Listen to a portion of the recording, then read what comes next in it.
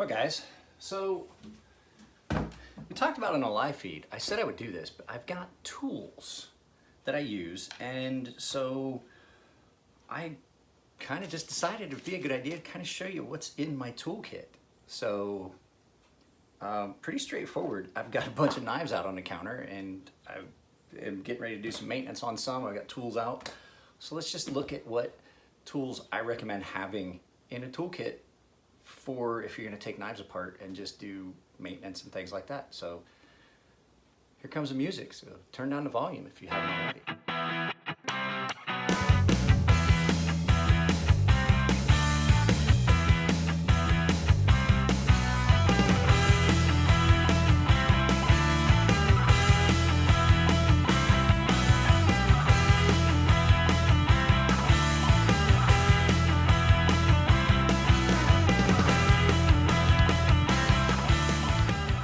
All right, let's try this for a fourth time. This has been a comedy of errors. Oh, so tools. What tools do I recommend having? Well, I mean, you don't have to have too many tools if you're just hobbying around, if you're just taking your knives apart. If you have a few knives, like I have an entire set of Allen bits in here. I have an entire thing of Microtech tools in here because I need those. Different knives have different sizes, things like that. Now, this is not an actual Grimsmo. This is out for a reason because it's gonna get a video about how horrible counterfeits are. But this is all T9s. So this knife, you just need a T9, and if it's an actual Grimsmo Norseman, it comes with the tool you need. Actually, the Grimsmo Norsemans come with a full kit. Nano oil, which nano oil's okay. I prefer the pivot lube, KPL now, knife pivot lube. But some knives are gonna have, well, let's look at this Chirpin. They're all the same. Okay, so let's look at Chris and Elliot's knives. These screws are a different size than this screw, and the screws that hold in your lock bar insert. Your pivot screw is going to be, so these are like a T10, and I think these are T8s, if I remember correctly. So you're gonna need various Torx bits. Now the thing is, Torx bits can be a pain to find. You basically have to order some of the smaller ones. Like I have a full set from T40 all the way down to a T4. So these are security Torx, and they have a tendency to break. So as they break, I've been replacing them onesies, twosies.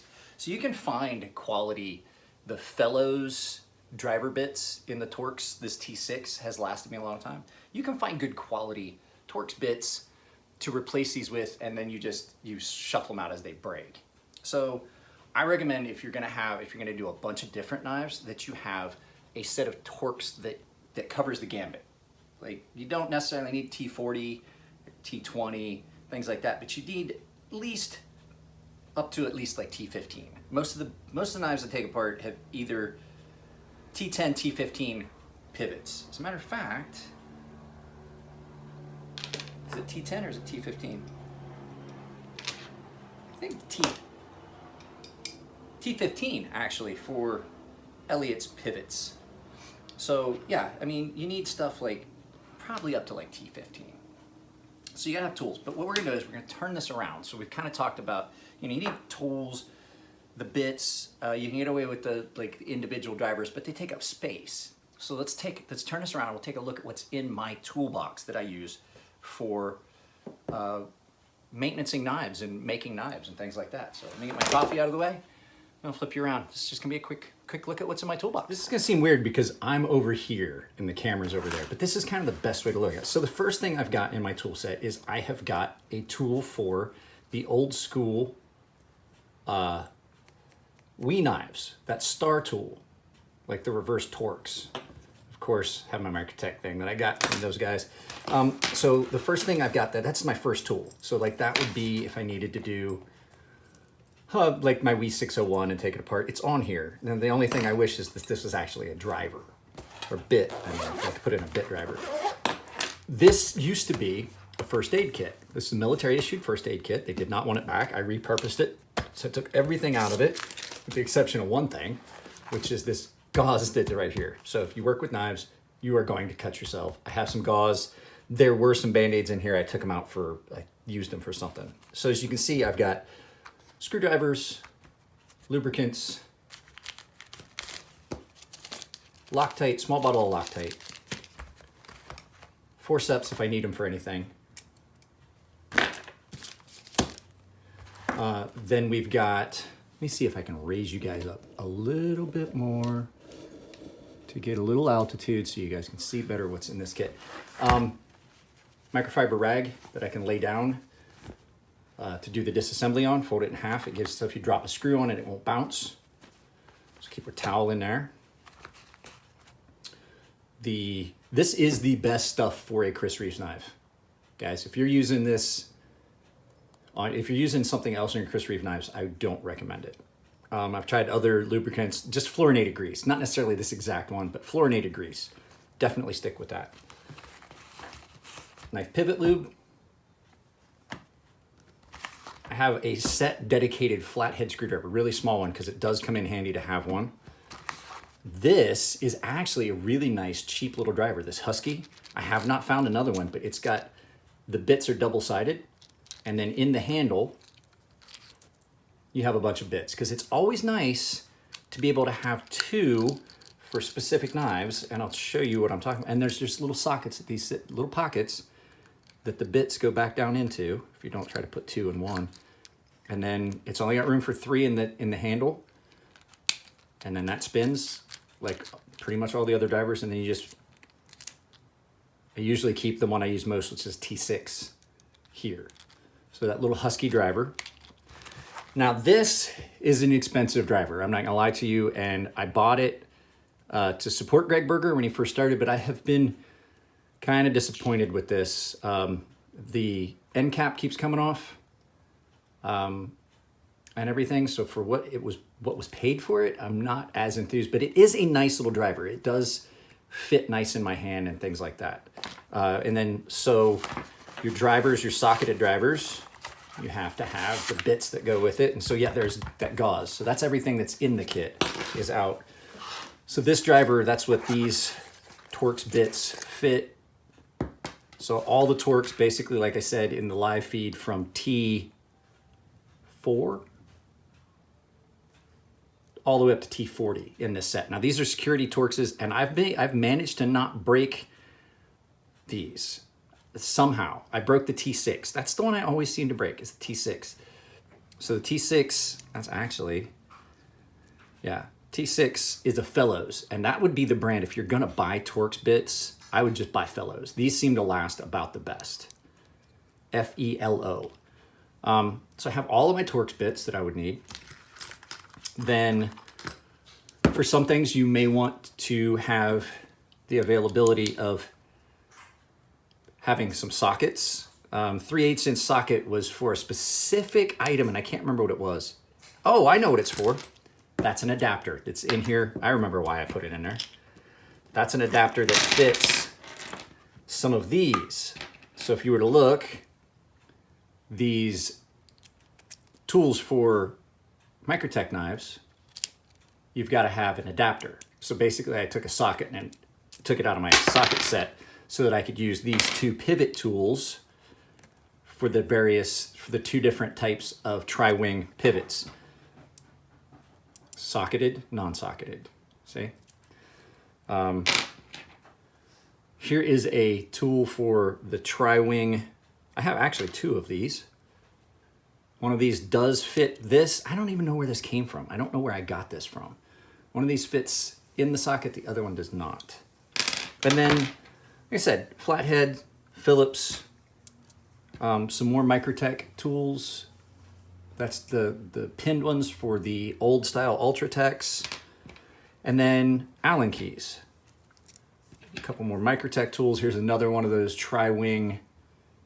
I actually have 3 of these, to be honest. And then just various different size Allen keys that you would need for like Striders and Chris Reeve knives and things like that. So that's basically everything in there. This encompasses everything that I would need. So let's get this back around where I'm at a normal angle. So I can't get my watch to do the thing right now. I don't know what, I think it needs an update. So you're gonna see me reaching until I get this figured out. So, like I said, having a couple of drivers does come in handy. One, because, like I said, I know on this one that it's T15 pivot, and then I believe it's T8 everything else. So, yeah. So it's a T15 pivot screw on this, on Fair and Forge, and then T8 everywhere else. So it's nice to be able to say, put you put your T15 for your pivot in here, and then your body screws you do this way with the T8 here. And it's nice to have two, and that way you're not having to change bits. The other reason it comes in handy is, I mentioned it, this chirping is a double-sided pivot. Well, sometimes those double-sided pivots, you need a bit on each side. One to hold it so it doesn't spin. I mean, even double-sided pivots still spin. A lot of times you can just get them out by putting some pressure on one side of the pivot. But it is nice to have a couple of drivers. Like I said, I don't recommend going and buying this. These things are way more expensive now than they were when I got it. I think this was like $100. It's a $100 driver. Is it attractive? Yeah, it was all hand milled. I wanted to support the guy when he first came out. There's been something wrong with it since I got it. You can see the wobble. But yeah, I mean, does it still work? Yeah, it still works great. It's just like, I'm OCD about, if I paid that much, why am I having issues with it? And the magnet on it can be a bit strong. Some of the smaller bits, when they get down in there like that, sometimes you gotta, like, it just slips. You gotta grab something with like a Leatherman or something. But yeah, just having the variable of tools available, like when you're doing it, is gonna save you some heartache and pain. And having nice ones is nice. I honestly think that these are better. I had a set of Weehaw tools that were given to me by Robert Douglas up in Canada, and I appreciate it. It was a gift, and he sent me, it was a full set of Weehaw tools, and it had some Torx, and it had some screwdrivers and stuff like that. But what I noticed was everything on them broke real easy. Like, it was a really cool set, and it was all magnetic, and the pieces were all in, and it had its own integral like driver, and they didn't fit anything else in this kit. And I noticed that they just stripped out and broke so easy that I, like, honestly could not give you a recommendation for Weehaw tools. But like, you can go, the Fellows tools and stuff like that are great. This is nice because they all came in this plastic thing, but I mean, you can buy these and then assemble your own bit set. So having the right tools is going to make it a lot easier to do knives, and having tools that fit your hands. Like, this is a good driver for me. I don't like some of the big ball ones at the front. I would much rather they'd be rounder at the back and like tapered, instead of, some of them are like skinny back here and then fat. I don't like that. I would much rather have that. And sometimes these just aren't enough. Sometimes you need to get a little bit of leverage on it. And so I have, over at my area where I keep my tools, I do have a full-size screwdriver that these bits will fit in, like a Craftsman screwdriver handle with a magnetic end, just like this, that those bits will fit in if I need to get a little more leverage, like to push down and pop something out, because sometimes you just can't get the torque you want, the amount of power that you want out of something small like this. You've got to get in on it and pop something loose. And that also comes in handy on knives where they've been Loctited and the heat method's not working. A little trick I learned from Nick Shabazz is you put your bit in. If you've got a bit driver, it gives you a striking surface where you're not hitting your actual tool, and you just smack the back of the bit driver or the screwdriver that you're using. Now with a screwdriver, you're careful. If you've got any angle on it, you could cause some damage, but sometimes that will break that Loctite loose and let you pop that pivot out. So yeah, I mean, it just depends on how much stuff you're going to be taking apart, how much stuff you're going to be working on, and how much you're a hobbyist. My buddy Luke has got a huge set of tools that he uses for doing knife assembly, disassembly, things like that. But he's not your average hobbyist. He's not just taking them apart to clean them. He takes them apart and he likes taking his knives apart and put together, like Nick Shabazz. There's a lot of my knives that never get taken apart. They don't need it. I take stuff apart when it needs it. This gets carried a lot. It sometimes needs a clean out. God, I love this knife. So, guys, that's pretty much it. I just wanted to throw that out there. If you like the videos, give them a thumbs up. If you don't like them, give them a thumbs down, but try to tell me why. You know, I can't make better content if I don't know the reason that you don't like it. There is a join button on my page and a link in the description below. I mentioned it in the intro that I've added that, so I don't necessarily have to do it here. So guys, there'll be, as always, a join button here, a subscribe tab here. They look the same. I'm gonna try and change that. Down here is going to be a link to a channel that I talked about. It's called Knives. I'm gonna link him a few times. He's only got like 15 subscribers. Go subscribe to his channel. It's actually pretty cool. And then up here is gonna be a video that YouTube thinks you like, or I may actually take one of his videos and put it up there. So you'll get to see some of that stuff. So guys, got a bunch of stuff I need to do today. Got some sharpening to do. I haven't worked out yet. So it's still morning time. So you guys take care of yourselves, take it easy, stay away from anything that's going on right now in the world. We're not gonna mention it. Stay away from it and stay safe. And I love you guys. I'll see you next time. There's the button.